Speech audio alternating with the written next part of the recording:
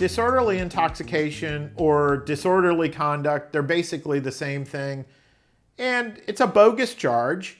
The cops really just don't know what to do with you. Maybe you wouldn't leave somewhere. Maybe you were being loud and obnoxious. Rather than work it out, they just assume, put some handcuffs on you and take you to jail. And that's unfortunate.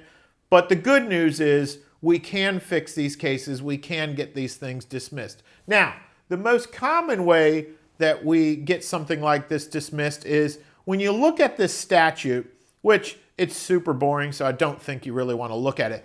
But maybe I'll put it on the screen here. It says you're guilty of disorderly intoxication or disorderly conduct if you corrupt the public morals. Well, the problem is that who is the public here? 99% of these cases wind up listing only the cops as the witnesses against you on a disorderly conduct. Guess what? The cops are not considered the public. You cannot corrupt the cops.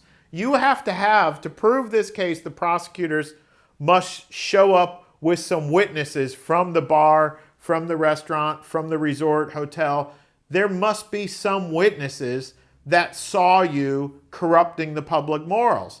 If all they have are police officers, we lawyers can get this thing thrown out of court. There are also some free speech issues. If you were saying offensive things and the cops didn't like those offensive things, so they arrest you for disorderly conduct,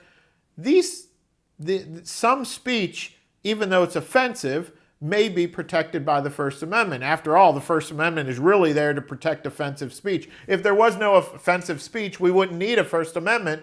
You could just say all nice things. Who is ever going to be offended by that? So these cases are beatable.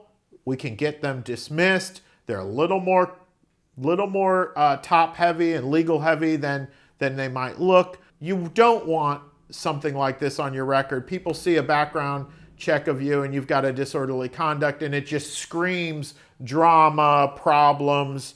You don't need that. You want this dismissed. You want that erased. The way to do that is grab yourself a good local attorney and let them go to work on this and you'll watch it disappear. Good luck.